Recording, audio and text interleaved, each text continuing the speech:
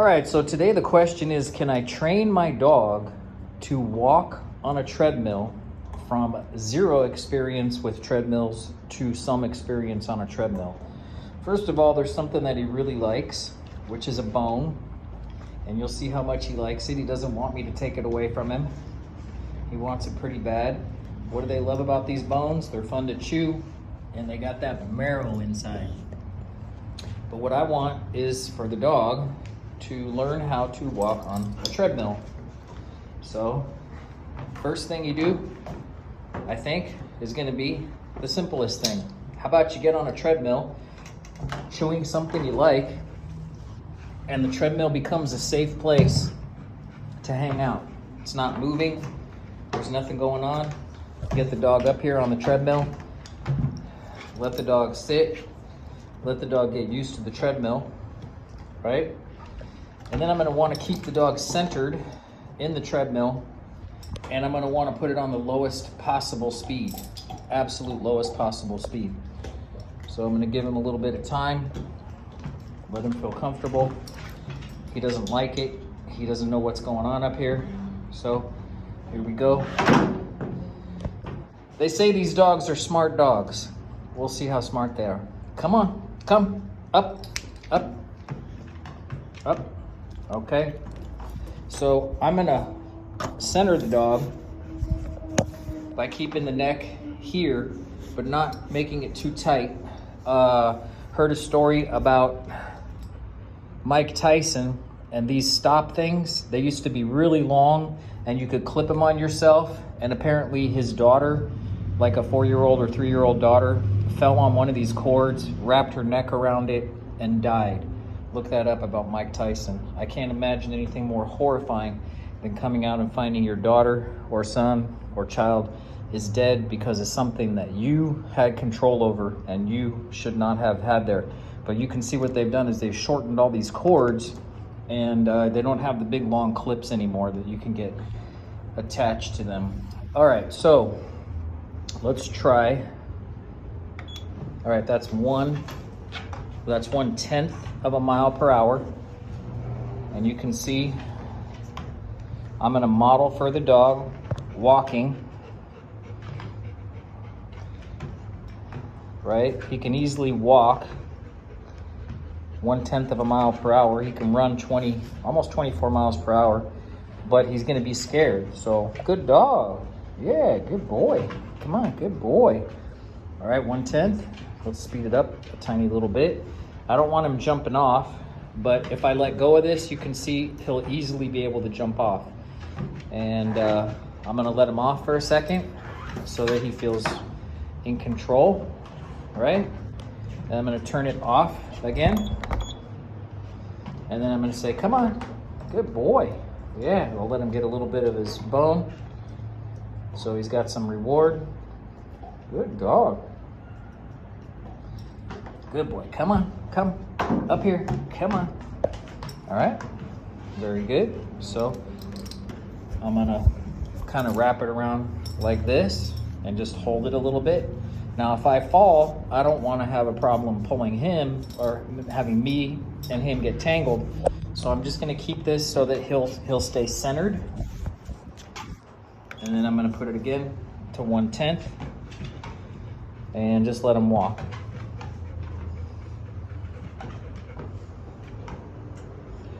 Something tells me there's people out there saying, speed it up. He can run 24 miles an hour.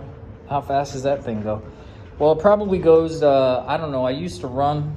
I used to be a runner, and I think most of them can go up to 10 miles per hour. Some can go up to 12. So I used to run at 12 miles an hour. It's pretty fast, and it's very difficult. And it's not like running on actual pavement because these are bouncy and soft. So I'll put it up to, that's a 1/2 mile per hour. That's a pretty comfortable pace. And I'm still staying on it to show him that we're walking together. And he's doing okay. His tail's not wagging. He's not happy. I'm sure if I stop this or let go, he would get off immediately. Good boy. What a good dog. All right, then I'm gonna stop it. Let him off. Good dog. What a good boy. You want your bone? You want your bone? See? Oh yeah. So I'll give him the bone for a little while. He'll be happy about that. It's very self-reinforcing. I could give him some meat or something like that, but he's got it right there and he's pretty happy about it. Good dog. So about 30 seconds of him licking his bone that he's just in love with, getting that marrow, which to them must taste like candy. It must taste like rich chocolate candy or something. If you don't think he loves this thing, watch me try to get it from him. Can I have it? Oh, what? Can I have it? What? If your dog has aggression over things like this, one way to train them is to have something they want even more, like beef jerky or some actual chicken or meat that they like, and give them that, and then take away the other thing, and then give it back to them if they stay calm. But you never want to have a dog that'll bite or attack over food. It's very dangerous. The dog is just doing what the dog does, and you could get seriously injured. So, no, good boy. Good boy. Come on. So I put it up there. So he has to go up there and get it. Now watch what I can do here. No.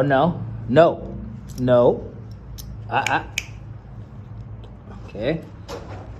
Come here, come. Up. Boy, he jumped right across. Come on. Go ahead. Good dog. All right, so he's used to it. He's been up and down. He's walked on it 1/10 of a mile per hour for a minute and 1/2 a mile an hour for, I don't know, another minute. So now I'm gonna get him back up here. Come on, come. And start off with him just on it. Sit. Good dog. Okay, so again, let's just start it off. When a dog sneezes like that, sometimes it's to clear their sinuses so that they can smell. They smell something they like and they blow their nose to clear their sinuses. Come up, come. Come. There we go. Good job. Good boy. So just let him get used to that.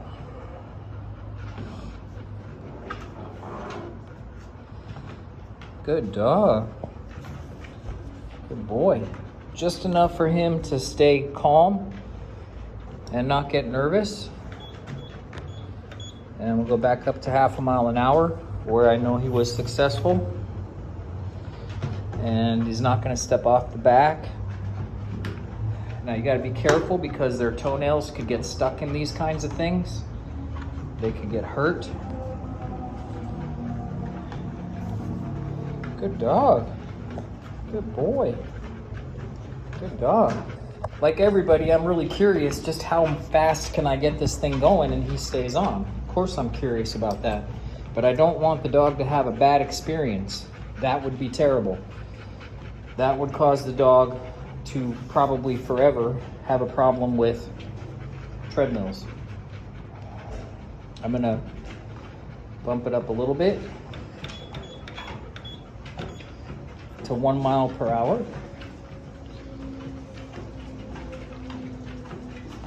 He's pulling at the neck there, so I gotta be careful.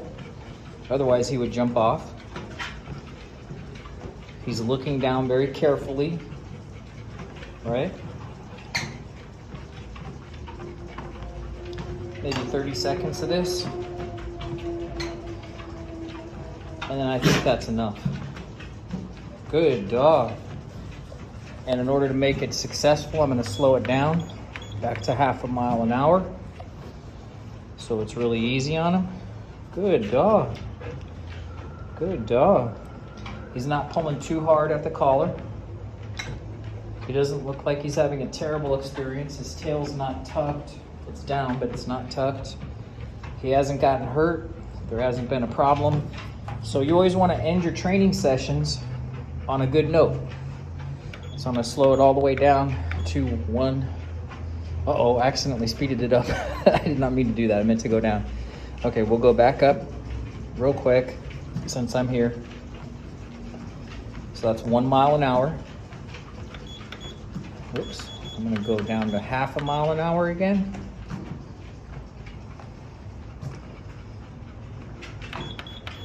And then I'm gonna go to a 1/10, just barely moving. And he's stopping, but I want him to keep on it and keep walking. So I'm pulling him a little closer. And he got off. I'm gonna let him stay off. That's a perfect ending. A training session where he didn't get hurt. He had a good experience. He seems happy. I'm pretty sure I could train him to run on the treadmill. And this is the first time he's ever done it. And that's not bad. Good luck.